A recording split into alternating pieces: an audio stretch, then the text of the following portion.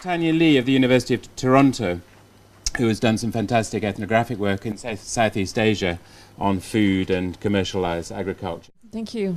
What I have to say will follow a little bit from what Professor Shannon has just said, I think. Okay. What do I do for... To advance? Yeah, okay. On the question of recognition and how, as Professor Shannon has been talking about this as a movement and a process of class formation, becoming a class for itself, I think one of the questions there is how one does in fact recognize allies, friends and enemies, and who does and doesn't see themselves in the picture, and where sometimes the failures of recognition can occur. People you think might be part of a movement actually don't see themselves in it, and that's what I want to discuss. So with my title, No Food Sovereignty Here, I'm going to try to look at a particular place where thus far this way of framing the world, the problem, the issues that confront people has not in fact taken hold, and it's hard to see how it would. So that's the challenge. So according to the organizers of this colloquium then, food sovereignty is broadly defined as the right of people to democratically control or determine the shape of their food system and to produce efficient and healthy food in culturally appropriate and ecologically sustainable ways in and near their territory. As Bina Agarwal pointed out in her paper for the Yale Symposium, the elements of this definition don't naturally cohere. Sustainability, proximity, sufficiency, and democracy may actually pull in different directions. So to advance this debate about food sovereignty, I think it's necessary to take a hard look at the sites where those elements do cohere, but also at sites where they fly apart. And as Henry Bernstein argued also in his paper for Yale, taking emblems or exemplary places can't really be sufficient to ground analysis. It's not enough just to look at places where all this does in fact come together, but also to look at all those very many other places where the elements don't cohere into a package, which we can say, yes, this is where the movement sits, this is where these ideas in fact take hold. So the here in my title flags my attention to specificity,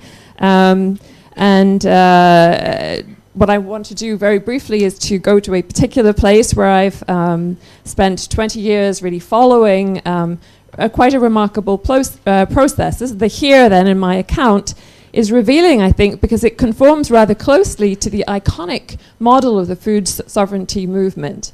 The subjects of my account are indigenous Highlanders living in a relatively remote place.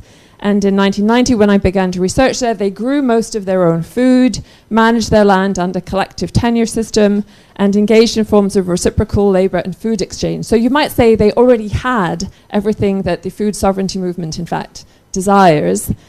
Nevertheless, so you would think that if any people could both desire and potentially sustain food sovereignty, it ought to be here.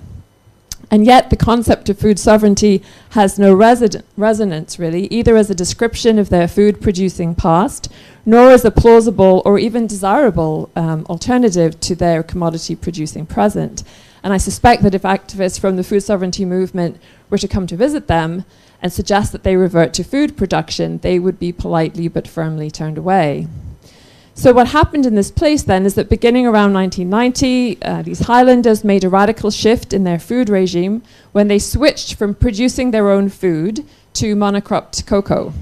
They did this on their own initiative without any impetus from land grabbing by state or corporate actors or any pressure from state development or agribusiness schemes, so pretty much under their own impetus.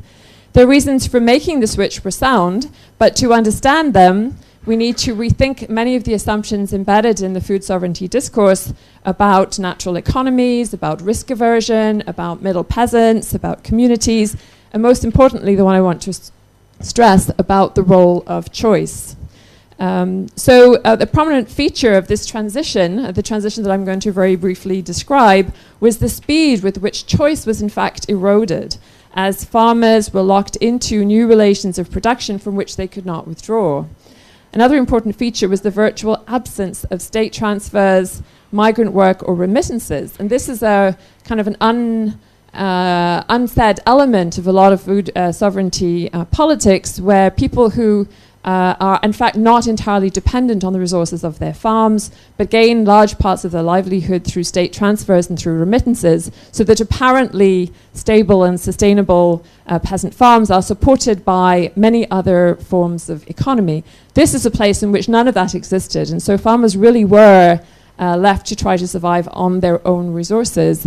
And in that respect, then, this is perhaps an extreme example, but not an exceptional case, I think. Okay, so I'm just going to very quickly just take you to the place, since I said it's about a place, but really on a whistle-stop tour. There we are in the back of beyond of Indonesia, the island of Sulawesi. How do I go forward? I just want to... yeah, very rugged landscape, no coast, no plain, no plateaus, basically mountainous, rugged, forested, and miles away from any kind of city. So not the kind of place where you can do, food gardening and feed an urban market. 10 hours on a bus, your tomatoes would be long destroyed before you got them there. This is the coast, mountains directly up from the sea, a view from the mountains down towards the coast. One of the cash crops, shallots from this area. No roads, so people back carrying things on poles. A very rugged mountainous landscape, very difficult land to cultivate. Cocoa being the crop that was introduced. Those are the houses that people are living in. This is really very humble. A view across the mountains. Clove was another tree which was introduced. Houses that people are living in. Houses they aspire to. Stuff they would like to own. And actually this is processing one of the famine foods, sago, which people buy when rice is too expensive. Okay, so just very briefly to give you a sense of the place. The people that you have just briefly been introduced to were growing corn, rice and tubers in a swidden and shifting cultivation system. They produced for their own consumption and sold or bartered food with neighbors, people in the next valley or from the coast. Yet their food production left them chronically insecure. Their crops could be attacked by pests, monkeys, birds, especially wild pigs. Excessive wind or rain could ruin standing crops. They could handle some of this, and they did in kind of traditional peasanty ways by using 10 or more varieties of rice and corn, planting different plots in different hill slopes and so on. But every 4 to 7 years, they were hit by catastrophic droughts linked to the El Nino cycle, which is especially severe in this region. So during droughts of extreme duration or very high temperature, all their food crops shriveled up and died, and they could not buy or barter with anybody else because everyone else was in the same situation. So these then were terrifying times to them, and it's a reminder that food security, if you really are dependent on the elements like this, is quite a big deal, and one cannot assume that traditional systems inevitably have solutions to all of these problems. They could handle average, pest attacks, but a prolonged El Nino drought really did ruin them. And they've fled to use various different famine foods, wild foods and so on, but these could run out. And this isn't a new event, and it isn't a result of climate change, nor is it a result of recent kind of ecological collapse. Colonial records from this part of northern Sulawesi show that cycles of severe drought linked to epidemics, famines and warfare, in fact, go back 200 years, where you'd get this kind of package of calamities which came all together. So that's the first issue. Food security can be quite difficult to secure in areas like this, where the land is naturally poor and where climate events can be extreme.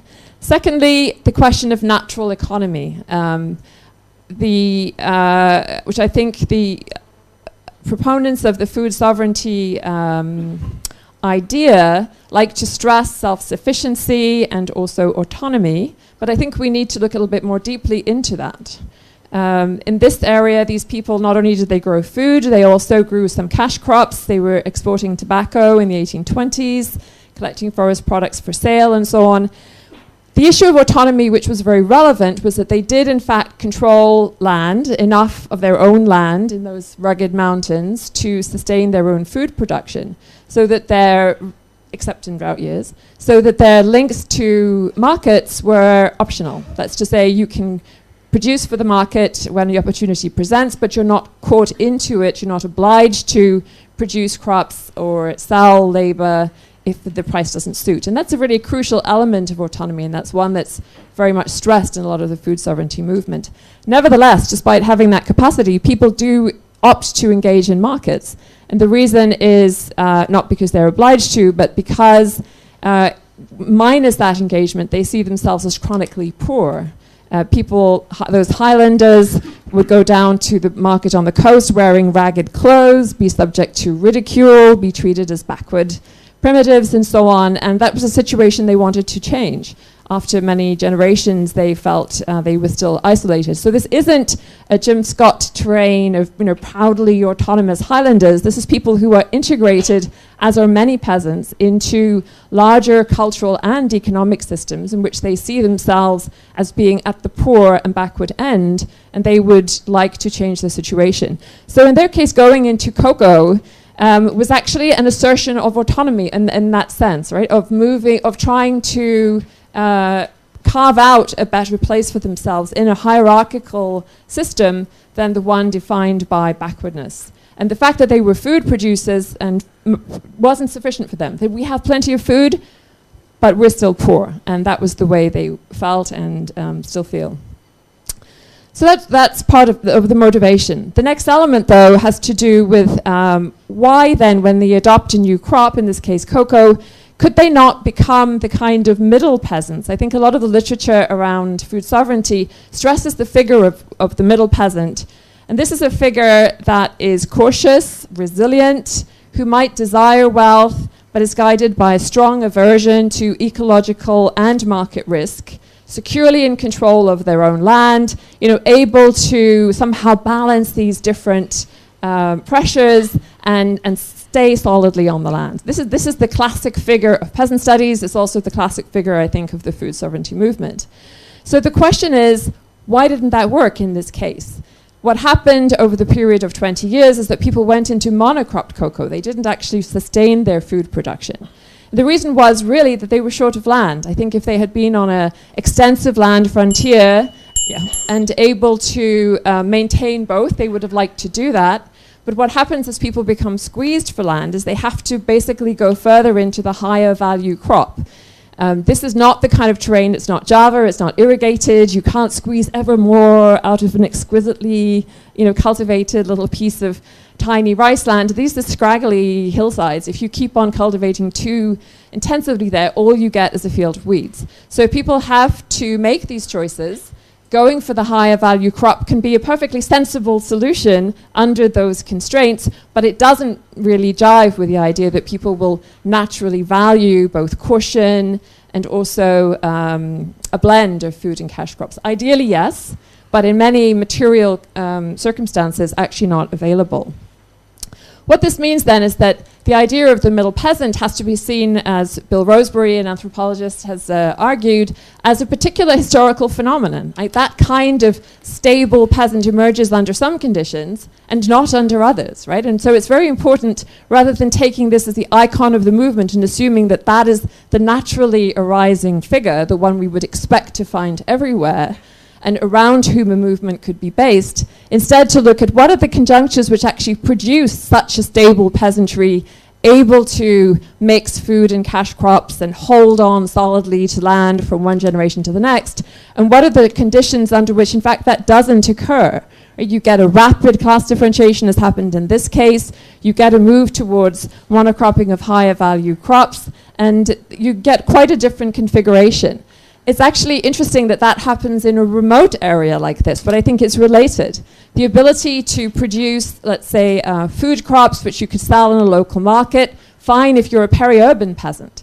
If you're in a place like this in the middle of nowhere, actually there's a limit to how many tomatoes you can sell on market day at the local market. These local markets are very quickly saturated. And so people's best bet is, in fact, to produce for a global market, which is much harder to saturate, and to produce a relatively durable crop like cocoa, which you can pack into sacks, which will survive 12 hours on the back of a truck, and so on. So many of what we assume or we expect to find in kind of indigenous, highland areas in terms of self-sufficiency and resilience actually do not match the characteristics of that kind of locale. I'm going to just end on the issue of choice. I think much of the one response one might have to this is to say, I'm just kind of making excuses. Basically, these people made bad choices. They should have chosen in favor of maintaining food, in favor of maintaining their collective land system, and so on.